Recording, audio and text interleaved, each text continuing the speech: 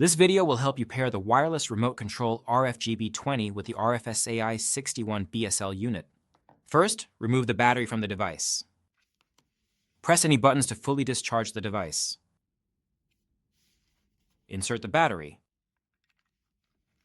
Press button 1 and hold it down until the controller starts signaling the learning mode with a short blinking LED. Press the prog button. The indicator light will start blinking. Select a button on the remote and assign a function to it. Finish programming by pressing the prog button briefly. Remove the battery from the device. And press the buttons to fully discharge the device. Insert the battery. The red indicator will light up and then start blinking.